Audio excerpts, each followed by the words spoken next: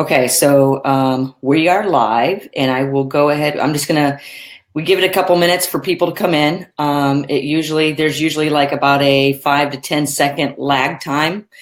But yeah, when certain people post relevant information, you'll see it start to come up. So our alert that we went live just went out. Okay, great. All right. So as people start coming in, I'll start. Here they come. Good morning, Bobby. Can you see where the comments are coming from? Yeah, that's nice. Okay. Hey, Steve. So we're going to have a lot of people in here this morning that are regular followers of Coffee with the Critters. Hey, Susan, Tambry, Sharon, and hopefully so many more. Especially I have shared this broadcast with, because it's so important, I shared it with all of my private projects memberships. Just telling everybody, if you want to see one of what I think is one of the most important live streams on Coffee with the Critters with what I do, this is the one to watch. Good morning, everybody. And I've also shared this in different applied behavior analysis groups. In some zoo groups, everywhere, because it's so important.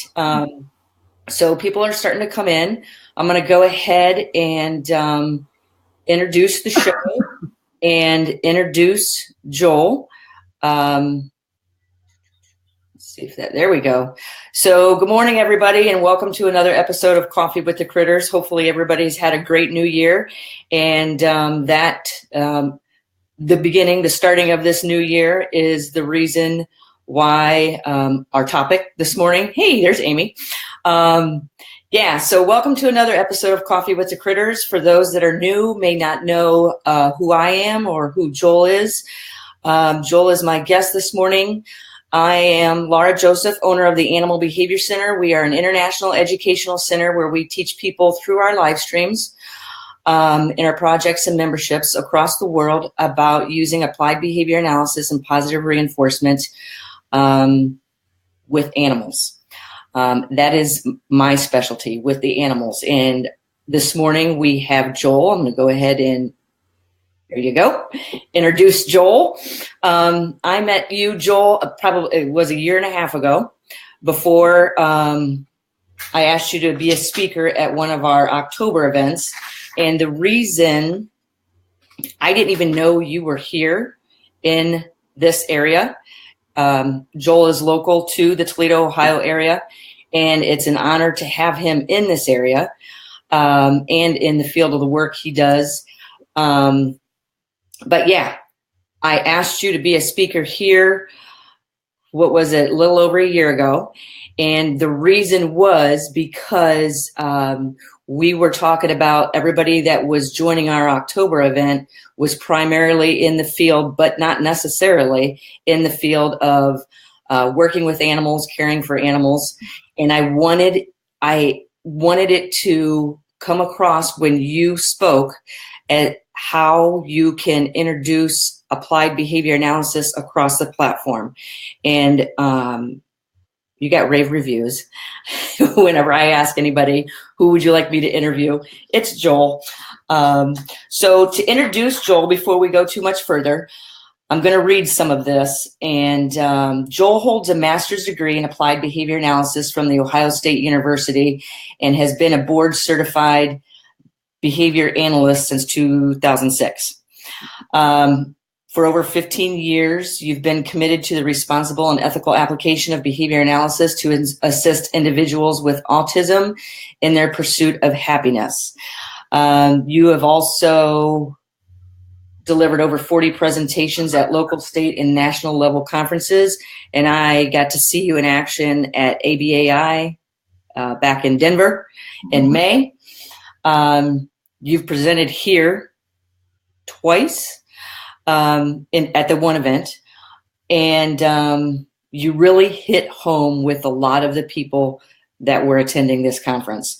Joel is also the behavior management director at the Autism Model School, which is located here in Toledo. And your job there, Joel, is you develop and evaluate educational programming for students in the area of language, communications, leisure, recreation, adaptive behavior, reading, writing, mathematics, and vocational work readiness. Also, I want to touch on our collaboration between the Animal Behavior Center and the Autism Model School, and feel free to jump in and say anything here, Joel. You've started, or together we're doing the Aut-To-Be-Enriched program, which connects your students and the animals here, providing job skills, making enrichment for the animals here at the Animal Behavior Center, providing job skills for the students, correct? Yeah. I'll touch quickly on something you had asked me to come up in October related to how applied behavior analysis can be used in a different forum in terms of working with people. And interestingly, we kind of saw it at Autism Model School. We had Lara come out and do some workshops. So actually, we came to you. We brought our staff to Lara so that our folks could learn about how applied behavior analysis could be used in a different platform with animals.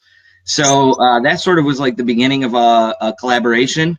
We saw some additional roads for us to work together to help our clients at Autism Model School, and also Lara's clients, the animals in her care. And that's when we developed the Aut-To-Be-Enriched program. Our students at the Autism Model School, we serve students age 5 to 22, all students primarily with autism diagnoses. And one of the things that's very difficult for students with autism as they grow up is to find jobs and get meaningful work. And so we're always looking for new opportunities to engage them in meaningful activities and see if we can't find some passions there for them. And we've had some students who had expressed real keen interest in working with animals. And it was just, the forces of the universe coming together again. As that was happening, I got an email from Lara out of nowhere, and so we developed this program. And so we have students at Autism Model School now who are gaining real meaningful practice opportunities, vocational skills, working with their hands to help build enrichment toys for the animals in Lara's care. And they get to make the toys, they get to bring them over to the center, meet Lara. Several of our students have gotten introduced to some of the animals over there. And it has been a real hit for our kids. It's been a hit for our staff. So it's and I hope it's been a hit for the animals. Oh, it's been a hit for the animals. That's been a goal, is to make sure that we enrich the lives of everybody involved. So there you go, Aut-To-Be-Enriched. We've got the autism component there. We've got the animal component, and really win-win, enriching lives for everybody involved. That's the goal. And it's really neat because some of those students come here to the center and deliver the enrichment for the animals. So then, as hopefully an additional reinforcer, because I check in with you and Allison to make sure, can I bring the kids, the students in to see the animals interact? And I want them to see what their product looks like on the enrichment toys once the animals start interacting with them, so they can see what their work is benefiting here, enriching the lives of the animals. And it's really cool because I've seen you posted on your Facebook page. We posted on our Facebook page here the look on the students' faces when they get to actually meet the animals that they're making the products for, which is, I just think is really making that connection. And it's cool to see. Yeah, that's what it's all about. It's quality of life at the in the big scheme of things. That's what we're all trying to do, is improve quality of life for people, find ways for people to have meaning for their lives and be happy. And you're right. You see the look on their faces. We see the confidence. We have several students who, when you talk to them about this program in the hallway, they're bragging about how many toys they got done. Their smiles are they're right there, and they're just really excited to be a part of it. And Lara was kind enough, I hope you don't mind me sharing this, she had us out at an open house where some of the families could come and see what the work that the students are doing and tour the center. And I think one of the cool things there that I noticed is the students who came with their families, how proud they were to be able to show off. And sometimes that's not something that everybody gets to do, in life, is to show off something that they're really proud of and a neat accomplishment. And so we want to thank you guys for giving our students that opportunity. And, animals is just such a neat area too. I told Lara, we chatted quickly yesterday, that's always, I've always been very interested in animals. I have a 6-year-old daughter who's very interested in animals, and there's magic there, right? All the folks that are part of your groups, the care and you can see it when you look at the Facebook posts for Lara's group, the passion that's there for caring for animals, that brings light to people's lives, right? The interactions and stuff and the passion that's there. And it's so wonderful for us to be able to share that, and as a school be able to provide that opportunity for some of our students. And we wouldn't have that opportunity if it wasn't for you guys. So we really appreciate it. It's awesome. No, it's an honor to be working with you guys. It really is. So you already touched on some of the things. I just want to touch on you were telling me this yesterday. This is going to lead into what we start talking about. You have several interests in the diverse applications of the science of behavior analysis. Some of them specifically include animal care. And feel free to talk about that. Animal care and training, the public education system, self-management procedures, performance management procedures, organizational behavior management, and community health and development. So do you want to get started by, which one do I want to talk about? Your interest, what landed you in your position where you are? You were telling me yesterday your passion is using applied behavior analysis. You want to go a little further into that? Yeah. I kind of stumbled into the science myself. I was a student at Western Michigan University, and I actually was in business and advertising to begin with, and found that wasn't quite the right approach for me. And I ended up joining the psychology program over there. And the psychology program at Western Michigan University is their bachelor's program is essentially like a master's program in behavior analysis. It's not like an intro to psych program. It is straight up behavior analysis. We had a rat lab. We were reading all sorts of stuff, behavioral literature. And then I was lucky enough so they teach you in that program real experimental behavior analysis in terms of like, I worked in a rat lab, and so I learned about the principles of behavior in very controlled laboratory settings and such, and applying to animal behavior. And then what Western Michigan University did that was really cool is that they immediately branched off into the application for human beings. And so they had a relationship with a school out in Kalamazoo, and I was lucky enough to be assigned to work with a 2.5-year-old young man who had autism. At the time that he came to the school, I was his first teacher. He was only 2.5, but he didn't talk. He had all sorts of challenging behavior that he exhibited, I think largely due to the fact that he had not learned language yet. And I was assigned to work with him for 2 hours a day, 5 days a week. And I did that for about 4 months. And I was his only teacher because he was so young. He wasn't coming to our center for the whole time. But it was absolutely amazing. I think the first day I was there, he exhibited challenging behavior almost the entire session. And by the change that I saw in him, what was so amazing. He learned to communicate. We started with teaching how to communicate through pictures, and then he started talking. And when I left, I kind of moved on from that program. I stayed with the school, but into a different position.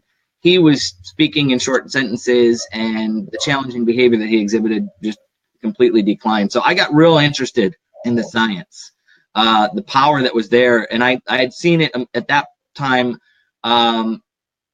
sort of determine an animal's behavior in the rat lab, and they had us step by step. Hey, this is how extinction works. Do this and watch what the animal does.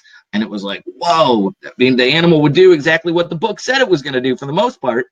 And, you know, that was kind of blowing my mind. I had a little bit of a crisis at that time in my life trying to figure out what does this all mean in the grand scheme of things. But then you see how you can use it to help people and help families. And the power of behavior. I got real, what's that? The power of behavior change. Yeah. I mean, almost everything we do falls into the category of behavior in some way, whether you're thinking or actually doing something. So the power of it was, it was kind of mind blowing. And so I got real interested in it, and I pursued a master's degree in it at Ohio State. I wanted to work in special education. I explored for a short time training seeing eye dogs because I thought that would be a really neat application. You could be changing an animal's behavior that would ultimately improve the life of a human being somewhere. And I didn't end up following that path, I think, because of this 2.5-year-old young man that came along. And because what? Because you saw the change? Well, I think, yeah, when I worked with that little guy, I could just see having a child with autism can be very difficult. So, you see the challenging behavior that exists there, and you see the power that was there to change it. And there was a lot of it. It was happening all over the place. So it just became sort of a passion. I really enjoyed working with kids as well, and I ended up going that route. As I've studied behavior analysis, I think the thing that has shocked me, though, is that the science in and of itself has sort of become highly correlated with autism treatment. And that's by no means a bad thing, because it's very helpful. It's been very helpful for a lot of families. But it is sort of narrow-sighted in terms of the potential. So when you see the work that you guys are doing at the Animal Behavior Center, there's another application, and helping people all over the place maintain their pets at home, help their animals have happier lives so that they're not frustrated and such, and their quality of life is improved. You have applications in organizational behavior management that has to do with helping workplace behaviors and workplaces become more productive, happier places to work. You have community health and development and issues related to like environmental sustainability, which is a big issue right now with some of the climate change issues that we're facing as a society. And there's work in behavior analysis that's been done in all of these areas. The public education system would really benefit from increasing exposure to behavior analysis for students who are in teacher preparation programs. They don't get a lot of it, traditionally speaking, and yet then they get into a classroom, and what's their main objective? They have to manage the behavior of sometimes 30 plus students in a room, and they haven't been equipped oftentimes with some of the technology that exists that's out there. So, and then a final application that I had kind of thought about was self-management. And so in terms of managing our own behavior and becoming the people that we want to be, behavior analysis has a real solid, it can be a real solid tool to helping us along that pathway. So managing our own behavior. And I thought that might be a good topic for us to talk today, given it's January 7th, and many of us might already be falling off the wagon on our New Year's resolutions and such. So there you go. Yeah. So, several different areas. That's one of the things that made me sad. I'm just backing up on a couple of things you said. One of the things that made me kind of sad in how using applied behavior analysis is made.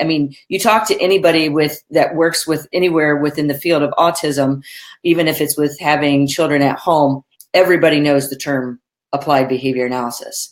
Yeah. Outside of that, it starts to go, people are like, oh, this is deep in science. I can't handle this. Yes, you can. You can learn this.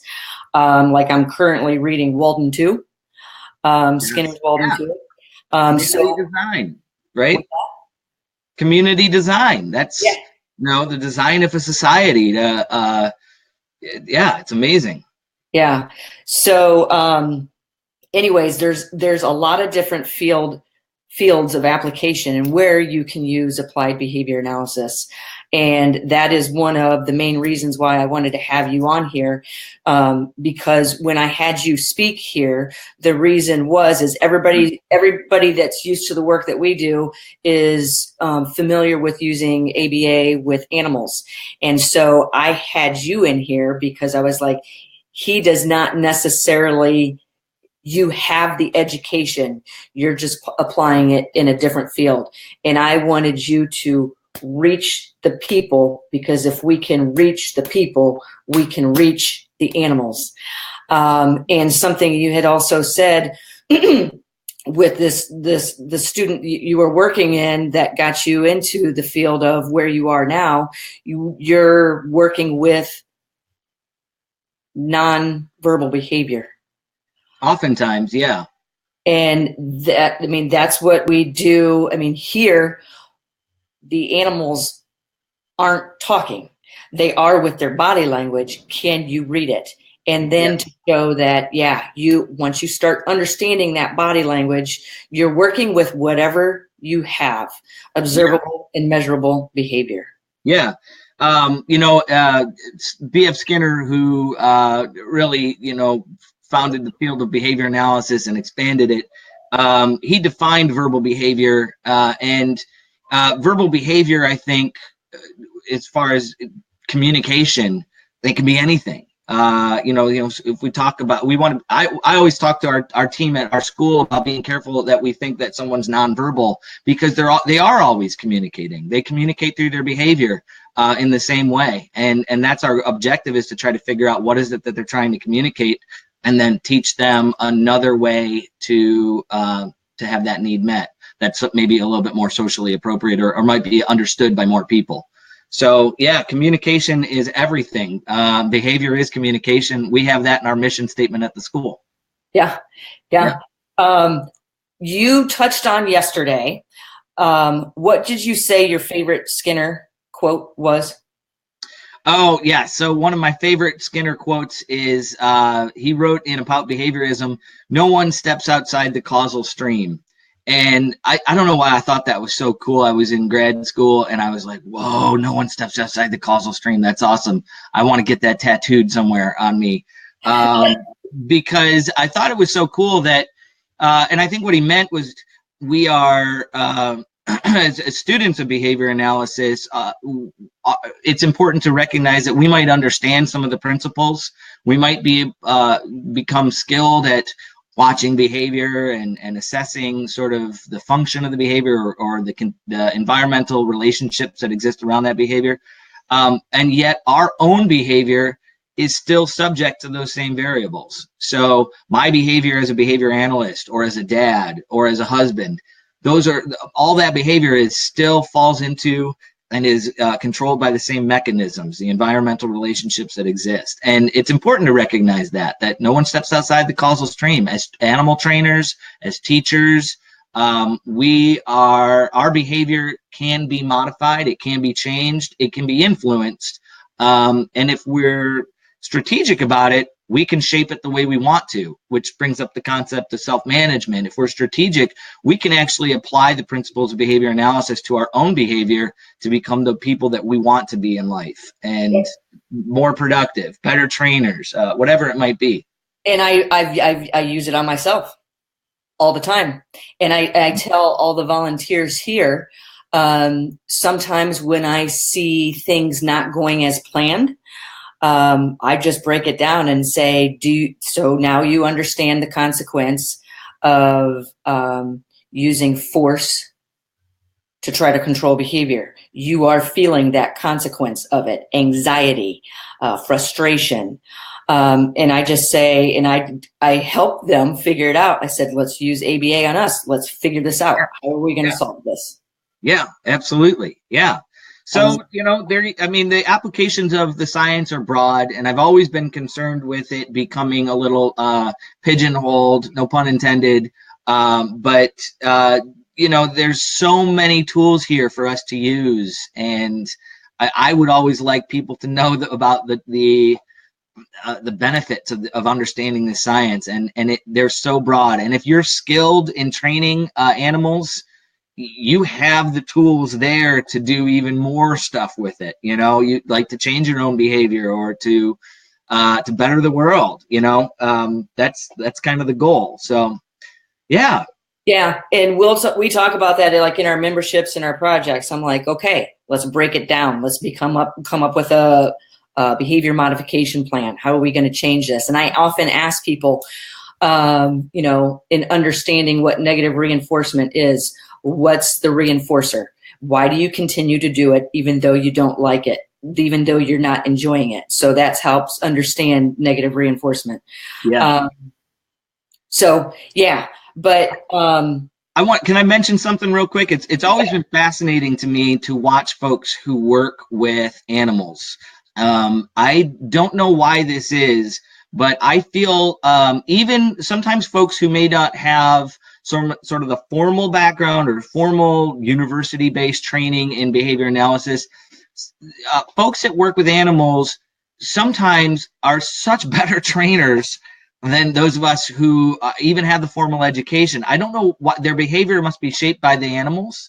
It's so clean sometimes. I've seen some of the most amazing behavior change procedures implemented by people who are animal trainers. And I don't know if you have any idea as to why that might be. I don't know if the fact that, like, if we're working with humans, it complicates things. We tend to resort to trying to use language more often. Sure.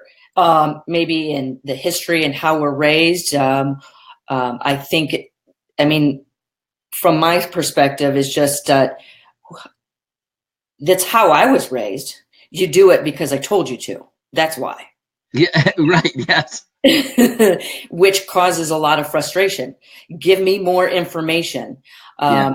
Obviously, you're giving me information verbally, but I'm also watching you, mom and dad, telling me not to do something, but you're doing it. So I think maybe a lot of that could be because we're just told to do things without explanations, whereas our animals are looking, they may do it, but they're only going to do it for so long. Yeah. Yeah. It's fascinating to me because, like I said, I've seen some folks that they may not have any formal education in behavior analysis at all. And then you watch them work and sort of manage contingencies, and they're so clean. So clean. I'm like, whoa. Yeah. Awesome. Well, in saying that, I want to ask you a question. When people ask me what is applied behavior analysis, a couple of different things I tell them is it's the science of common sense. Because when you start breaking it down, and I tell people, you know, this is how it works with an animal, why would you think that wouldn't bring up the same consequences in how we're feeling or the behaviors we're showing? Mm-hmm. And that's when a lot of it starts clicking. But I always say, this is what I want to ask you. What is your definition of applied behavior analysis? I tell people using environmental events to control behavior. Yeah, that's, I think in a lot of ways, of course, if you ask me that question, I'm going to go right back to my formal training, and I'm going to give you some sort of packaged answer in terms of the 7 dimensions of applied behavior analysis, and you know, that it needs to be applied to, it needs to be behavioral, all of these different kinds of socially relevant behavior change. And it needs to be analytical. So we need to analyze, you know, why is a behavior happening in the way that it is. The science, I think, sort of got a bad name in the beginning because it relied heavily on behavior modification. And we found, yeah, you can get behavior change through a lot of methods, and some of those methods were punishment. And so you had a lot of people modifying behavior without really understanding why the behavior was there in the first place. And so that would be a big difference between applied behavior analysis and behavior modification would be, have you analyzed the behavior? Do you know why that behavior is occurring? And can you develop an intervention that is based on the function of the behavior? You can change behavior without understanding it by manipulating certain consequences and such. But it's a much more complete science. It's better for the individual if you understand the nature of the behavior, the function that it serves that individual, and then you can tailor what we would say a function-based intervention for it. Yeah, because if you don't understand what the reinforcer, what the purpose is behind the behavior in the beginning, you said you can change it without understanding why it exists in the first place. But if you start to change it and then you stop that behavior modification plan, oftentimes that behavior just goes back to, because you haven't solved the purpose behind why the behavior exists in the first place. Yes. Yeah, exactly. So, okay, well, all right. Let's talk about. Do you want to talk about self-management? Yeah. A little? Yeah. Because we can go into some things. I had in preparation for meeting with you today, I thought it would be interesting to discuss as a concept. How can you apply this to yourself? And it's with respect to New Year's resolutions and such. That's that being sort of a prime time. It's January 7th or whatever. But self-management could be anything, right? It could be what kind of goals do you have for your center this year? What? Staying organized, and anybody that's organizing what's in here, putting it on here and making it happen. Yeah, and sometimes task. Exactly. And at our school we have the same kinds of goals. We have projects that we want to get off the ground that require a whole lot of behavior to happen to get it from point A to point B. And oftentimes we have ideas that we want to accomplish in life, goals that we have. It might be health related. Let's say I want to exercise more. I want to trim down. I want to get in better shape. I want to eat better. Let's say we are concerned with the environment and I want to reduce my use of plastic. Someone said the struggle is real. It is. The struggle is real. Amy. Yeah. So behavior analysis has some tools there and sort of has done quite a bit of work in understanding why we often fail in those endeavors. Oftentimes people attribute failure to the fact that the outcome that needs to support the behavior is too delayed. That it happens too, if it's weight loss, for example, I won't realize weight loss for quite some time, and I have to engage in a lot of behavior to realize that. Interestingly, the research actually says the delay of the outcome, at least for typically developing folks who have language, that's of little significance. You can have outcomes that are delayed because we have language and because we can state a rule. The failure tends to result from outcomes that are either too small or too improbable. So when you have things like improbable, expecting too much. Improbable would be like, let's say you work in an organization that has a lot of safety hazards.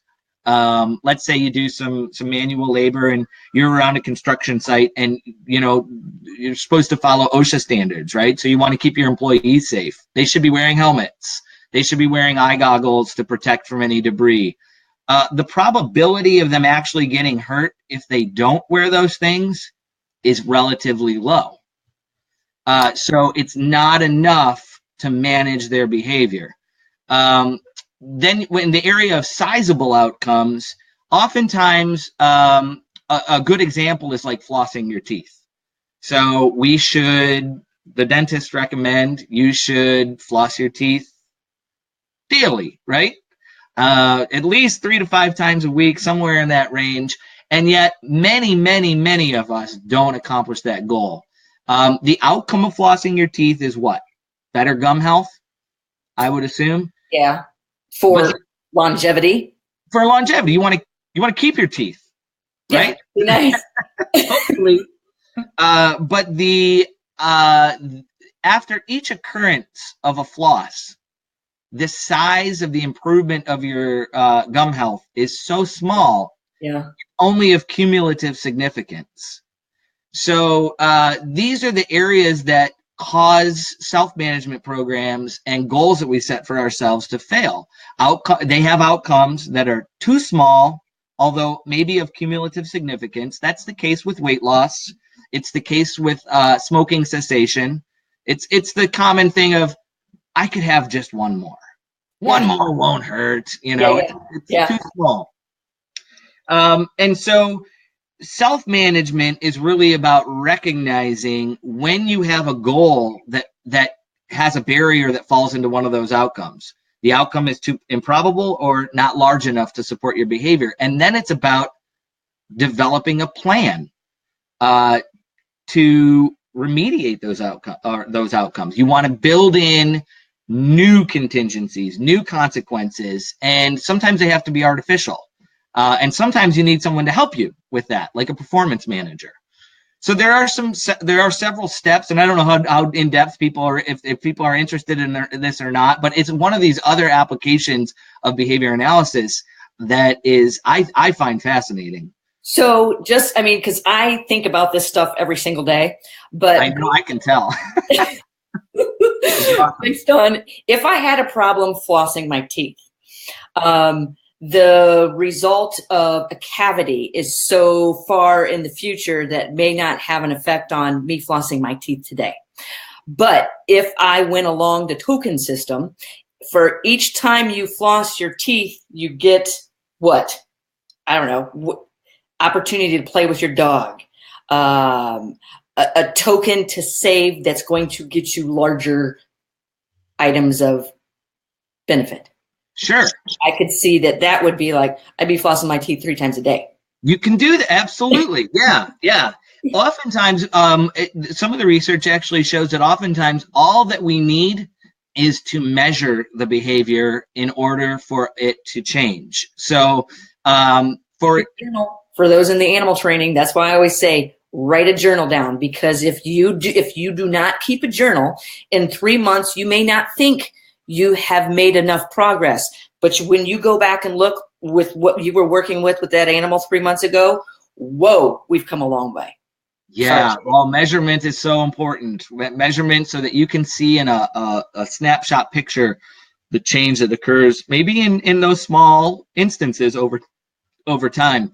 I think what's interesting is that if you think about measurement, so one of the guys that I first learned behavior analysis from was Richard Malott at Western Michigan University, and he is like the king of self-management. He has graphs on his own behaviors for like, I don't know, 20, 30 different behaviors. And he graphs how often he flosses, as a matter of fact. And what I think is interesting is that the creation of a graph or the creation of a log, sometimes the sight of it in and of itself, if you have to stare at that graph and it's below the goal that you set for yourself, you're seeing that immediate feedback. You're seeing over time, you're creating a conditioned aversive, essentially, that you want to escape from. You don't want that line down there. You want it up higher. So maybe you'll floss your teeth a little bit more so you can have that immediate gratification. You can have that more probable outcome.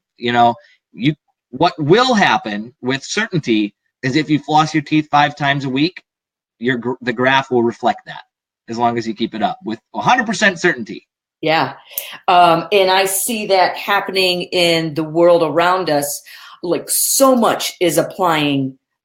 things are applying applied behavior analysis right now. Like apps on your phone for weight loss. It is immediate, bing, bing. You're getting notifications every day. They're breaking it down. Write down what you've eaten so you can see those graphs go up, go down, whatever. And you're getting those constant push notifications as reminders. That could be a positive reinforcer if it's going the way you want it to, or it could be easily created as a negative reinforcer and aversive because it's not going the way you want it to. So by measuring the behavior in and of itself, you have created a new outcome for that behavior. Your graph or your measurement system immediately and with 100% certainty reflects your behavior change. If you maintain your goal, the graph reflects it, or whatever data source you have. Some people you can use a calendar. There's certainly so many apps that have to do with recording what you eat so that you can. But what's interesting is it's less about the immediacy. It's more about the fact that the outcome that you're receiving is probable. It's happening every single time.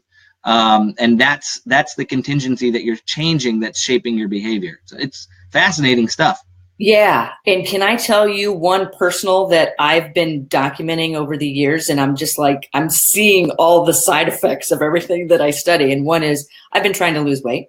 I've recently lost a decent amount of weight, and I'm slowly gaining that back because I'm like, oh, one more just isn't going to hurt. One more. Yeah, no, it's small cumulative impact, right? Yeah. And Yep. here's an example I think of me setting my goals too high was every year on my birthday, if I've lost so much weight, so I think there's too much time. Yeah. Look at what I'm reinforcing myself with. If I lose this much weight, I can have a box of macaroni and cheese. Is that your face? I'm sitting there thinking, I was like, well, that's not very productive because then I'm dealing with a year's worth of deprivation. Yeah. So what is it causing me to do? And we talk about this in the memberships and the projects, the 4 main factors in reinforcer effectiveness: deprivation, size, immediacy, and contingency. I have a year's worth of deprivation of macaroni and cheese. So when I finally get to sit down and eat it, oh, I'm stuffed after the first half cup, but then I keep going back for more until I eat the whole box because I know I will not have it for another year. So yeah. All right. Well, I may have lost this much weight, but I just gained it back in 24 hours. Yep, there you go. The effect of deprivation. I guess I wanted to make sure that I mentioned something real quick because I don't want to anyone to misunderstand.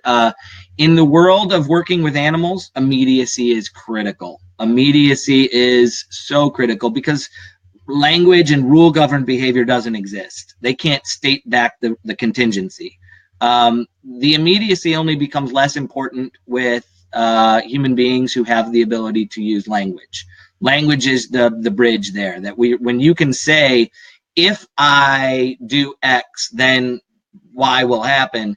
That can bridge so that the immediacy is not as important. But yeah, certainly, and working with in the animal world, immediacy is critical. Sure. We have a porcupine here right now for training, Pocahontas, and I'm live streaming the immediacy. I am teaching that porcupine to station. I intentionally bring in animals, Joel. I don't know if you know this. I will intentionally bring in animals temporarily for training that I have no experience with because it just keeps me on my game. It keeps me creative. It keeps me observing. Holy crap, what the hell does that mean? Yeah. I better figure this out fast because I don't know if that's an aversive or that's a result of out of fear. I don't know if that's if that display behaviors. What I'm seeing with her right now is this warning signal to me. I may not understand what that means. So I take a step back and sit and watch the animal interact more with the environment. And I'm learning so much through her. So not only, I mean, when she shivers her quills, that can be a warning, or it can be like almost excitement is what I'm starting to see. So she's quick with turning her body and backing into things that she finds that she thinks she may have to defend herself with. But I'm also seeing her, like last night, I did a live stream watching her play with her toys. And what is she doing? She's like jumping on them, rolling over top of them, throwing her quills that way and stabbing them. And then, so that's why I find it so key bringing in animals I have no idea. And I don't necessarily want to hear the history. Just let me observe it and learn it and start pairing it with consequences to find out what this function is. Yeah, I love hearing you talk about that because there's so many things that you're doing there that are even your own self-management techniques. You are keeping yourself fresh. You're keeping yourself learning all the time by incorporating new animals into your world. And the other thing I hear you saying that's very interesting is when you learn about a new animal, there's a difference between what we call rule-governed behavior and contingency-shaped behavior. So rule-governed behavior would be, Lara, someone tells you why the porcupine is quivering its quills. Is that? And so if they tell you that and now you change your behavior because you've heard a rule about it, that's rule-governed behavior. If you observe the porcupine, you see the quill, the quivering quills, and you yourself encounter the outcomes with that. Maybe he charges at you shortly afterwards. That's a whole different kind of behavior, and now you're contacting the contingencies directly, and you can learn very strong sets of behavior that way. So it's interesting that that's the way that you're teaching yourself. You're also giving yourself so many novel examples of behavior analysis. Watch a porcupine, watch a pigeon. Who'd you have recently? An owl, and I had an owl, a lemur, and an African pied crow. Yeah, and then there was another bird that was in your center the last time I was there. Jefferson, the kestrel. Yeah. Yeah. And so you've got all of these different examples, and really that's another way of promoting generalization. So when you watch behavior across so many different species, you're applying the same principles to so many different species. You're promoting generalization of your behavior analytic skills. And that's one of the reasons I wanted our people to come to your center. And it's the same thing. It's how do you get real good at behavior analysis? You learn to do it in a lot of different aspects, in a lot of different ways, whether it's with yourself or an animal or a child or a pet, whatever it might be. Yeah, absolutely. And your spouse, who knows? Of course. We don't do that though. No. But good. Chocolate? Right? Yeah, it's that big Would you like another beer? Yeah. Did you say you were taking me on vacation? Let me cook you dinner. I was going to say something. I can't remember what I was going to say. Anyways, it was something relevant. I'm sure when we get talking again, it'll come back up in conversation. But yeah, I like learning through animal. Oh, I know what I was going to say. Back to ABA and everyday behavior. You can't, once you understand it, you can't turn it off because you know the consequences. You know it works. I tell people, like, sometimes I find myself getting caught up in this, is driving down the expressway. I know where I need to go. Am I in a hurry? No, but I'll drive fast anyways.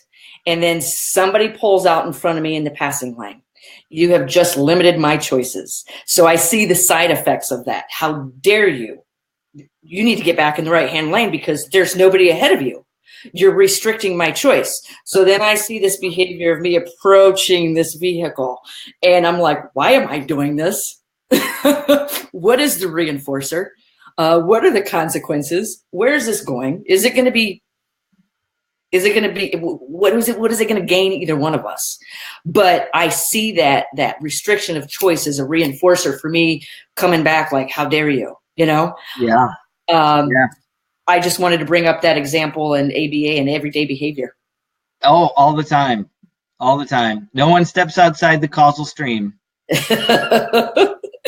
So and that's the case too, Lara, whether or not we are actively trying to engineer contingencies or not.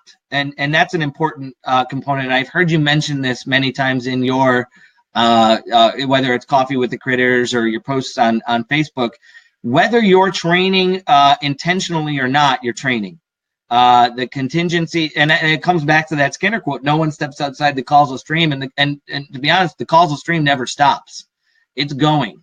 And we're constantly interacting. It's a fluid with our environment. It's a fluid process. So either you sort of become skilled at trying to engineer what you can to get the outcomes you want out of life. And that's, I don't want anyone to misunderstand. That's the purpose of this. It's not to manipulate or anything. It's to create the kind of life that we want. Better lives for your animals, a better life for you, a better life for our families and the students that we work with. That's the purpose of this. And it's a very powerful technology for accomplishing that very important goal. Whether or not, and we have a lot of work to do to take care of the earth. And while we may be relying on technology to try to help us out in terms of environmental sustainability, in terms like electric cars and light bulbs that save energy. Maybe. Yeah, there's a lot of human behavior change that can happen. There's a huge potential for behavior analysis to have wide-scale benefit in these areas. There's a woman out in Hawaii by the name of Amanda Kelly, and she's a board-certified behavior analyst. Many of you may know her as Behavior Babe online. That's her online moniker, and she has a campaign to reduce her use of plastic straws, one-time use plastic straws. And I mean, that's just a simple choice, right? It's a self-management type of thing. You go to a restaurant, you have an option to have a beverage with a plastic straw in it or not. You don't need the straw, and those straws are ending up in our oceans. They're ending up in our landfills, and they're going to be around for a whole lot of years. So these are areas that we could apply this science to as well, and not to minimize the benefit of application to autism, not to minimize the incredible benefit that there is to working with animals, but to really understand the power of this technology to branch into some of these other areas and help the human condition. And maybe this is a way for our viewers who want to start understanding applied behavior analysis a little better. Why not start with something like that? Start with one small thing, reduction of the use of plastic straws, and start implementing it. Yeah. Once you take that small bite, viewers, you're in. Yes, yeah. Take your small bite. Pick a behavior, and that's why self-management is such. In grad school, at Western Michigan, they had us perform a self-management program as part of our study, and it was incredibly interesting to try to do this and develop a plan for yourself. So I think that's a really good thing to challenge all of your viewers and all of us. Pick something. Do one thing that you want to change about yourself, your own behavior. Identify what that behavior is and what it is your goal. That's kind of the first step of self-management. Identify one thing that you want to do differently. Define it. Make sure it's measurable, because the second step is to develop a measuring system, and so that you can monitor your progress. And then the third step, and I'm making it sound very easy. It's not as easy as it sounds, but the third step is to identify some consequences for exhibiting that behavior change that you want that will be both sizable and probable, and that will effectively help you manage your behavior. That's the tool. Once you monitor, you just need to kind of tweak it and adjust as you go. If you're not having success, change your outcomes a little bit. Maybe recruit the help of a friend, somebody who can help you manage that behavior, help keep you accountable to the implementation of those consequences. I've tried this in the past, and I failed sometimes because I picked the wrong performance manager. They didn't, I was like, hey, if I don't do X, Y, or Z, this is the outcome that I want to happen. And I don't know, we were too good of friends. They didn't want to implement I chose an aversive for myself, because believe it or not, I think a lot of what we do also is to escape aversives. And they didn't want to implement the consequence. I think they liked me, I guess. And so you need to find a better trainer. Yeah, I did. That's exactly right. Yeah. But I think it would be so cool if this platform and the folks that were involved in this and are listening, try this, pick one thing, and see what you can do to change your own behavior and experience the power of behavior analysis with yourself. Why don't we do that? That's a group project. Yeah. Why? I mean, that's fun, and that's nothing where I even thought this was going to go. But why not? I mean, because these live streams, once this live stream is over, Joel, people still keep interacting. The shares start going everywhere. So why don't we have people that are watching this and watching this replay pick something and just list it here?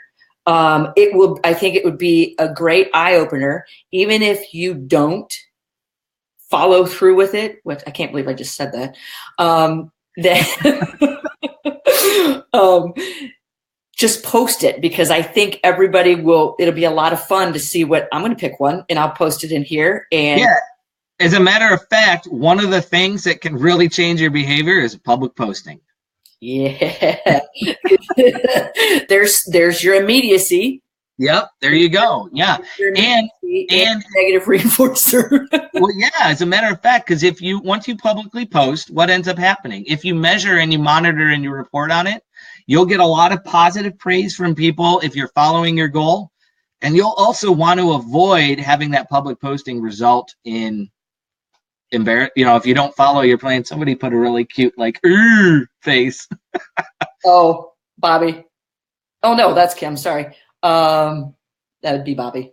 Yeah, there it is. I'm sorry. I don't want to put anyone on the spot, but do it if you want. It's and if you post it on here, I'll be happy to check in and provide some at least some verbal praise for you. I don't know if it'll function as a reinforcer or not, but what a cool idea that would be. Sure. And somewhere getting all ready as Leigh says, I need to quit biting my nails. So do I, Leigh. So find a replacement behavior. Okay, they're coming in so fast now. More physical activity, native landscaping. Huh? Lara, somebody asked, can we get a posting of the steps? I might share, yes, can we get a listing of the steps published somewhere, please?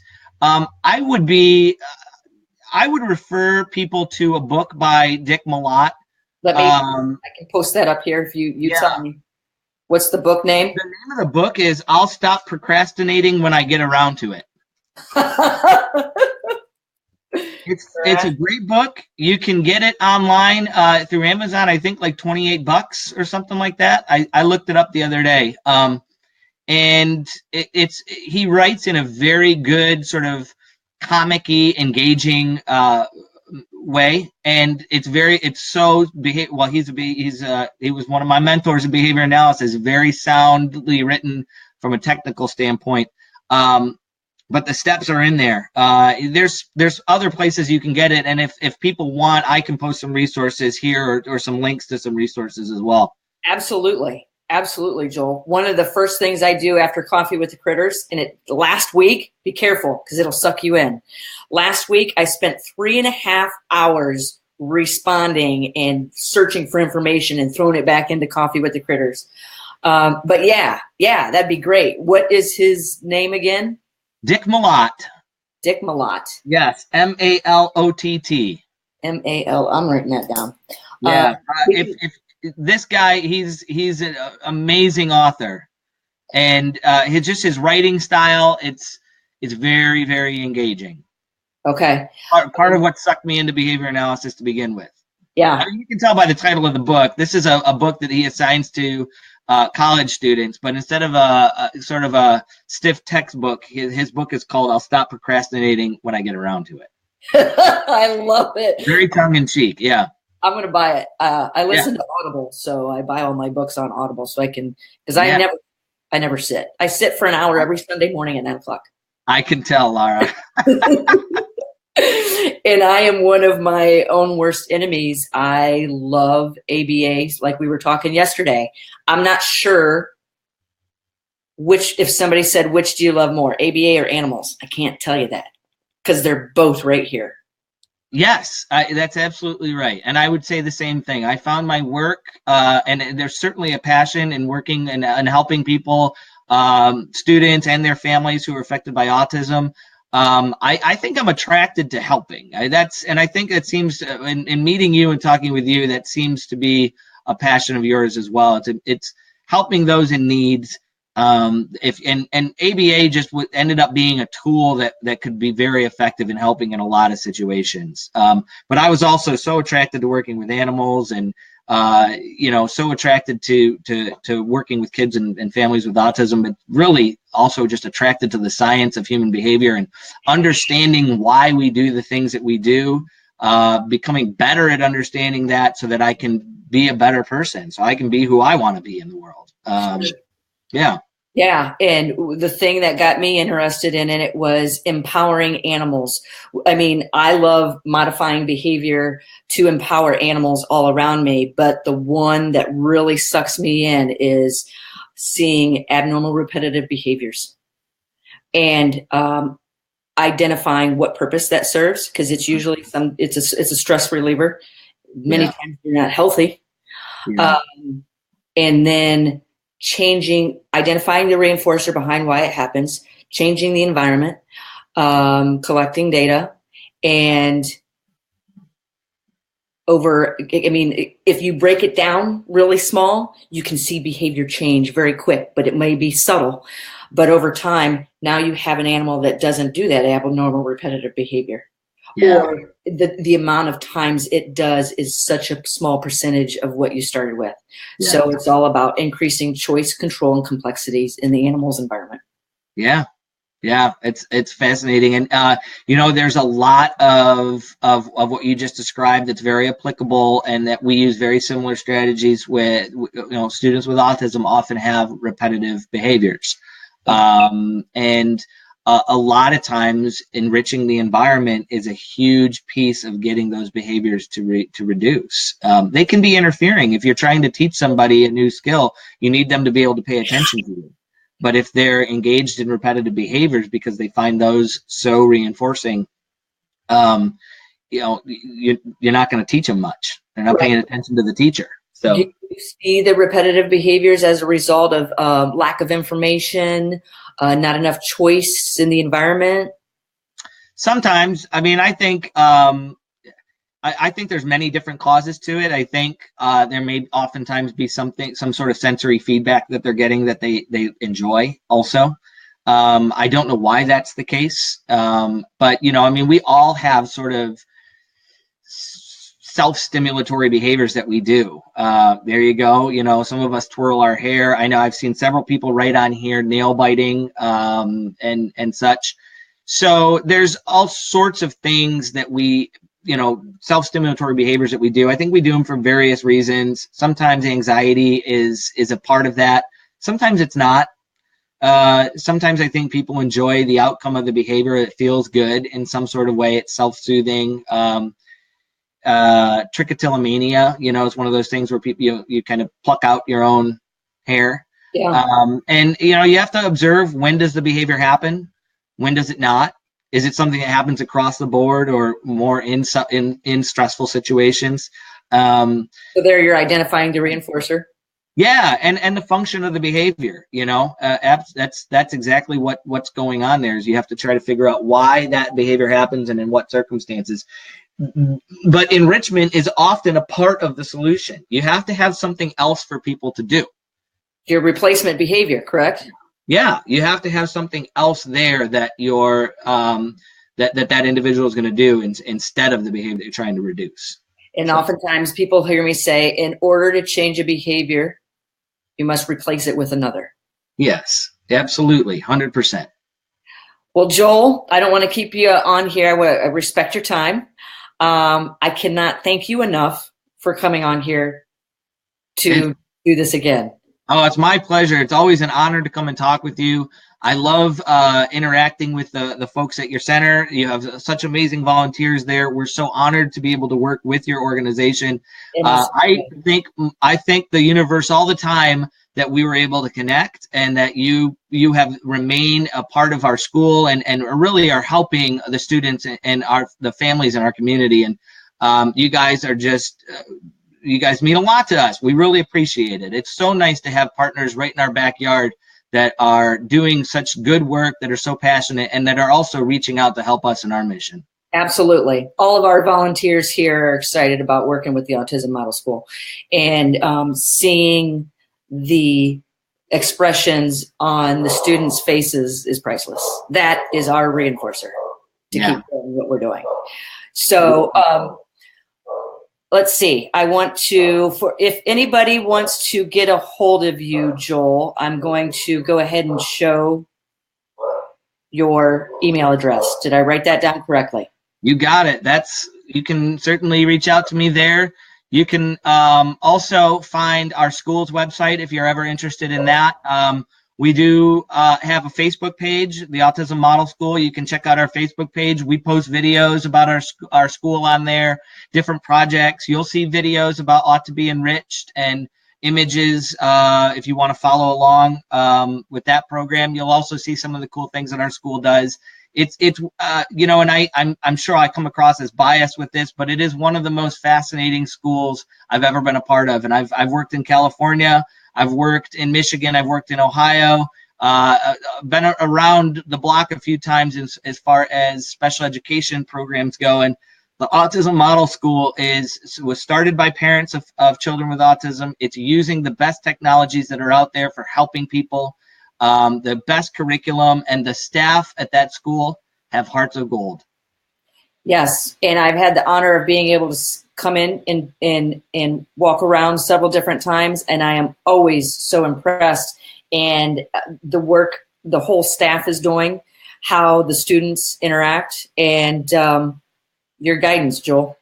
Well, like you say, when we know better, we do better, and we try to do that at our school as well. So, okay, great.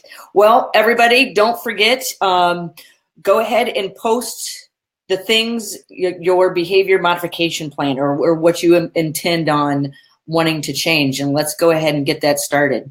And Joel, I mean, I would love if you, after the replay, as much as you want to come back and continue interacting, I'm awesome. sure it'd be an honor to have you. Okay. Thank you guys so much. You are very welcome. All right, everybody. There's another episode of Coffee with the Critters. If you need to find out any more information, feel free to email me or go to our website, theanimalbehaviorcenter.com. You can reach me right there at that email address that comes right to me and is answered by me. All right, Joel. And then would you be willing to come into the membership program and do another live stream and on more detailed, focused information? I would be looking forward to it. Absolutely. Yeah. Awesome. The members will be very happy. Thank you, Joel. Oh, thank you again, Lara. We appreciate it. Yeah. Okay. Bye-bye, everybody. See you next Sunday. Bye-bye.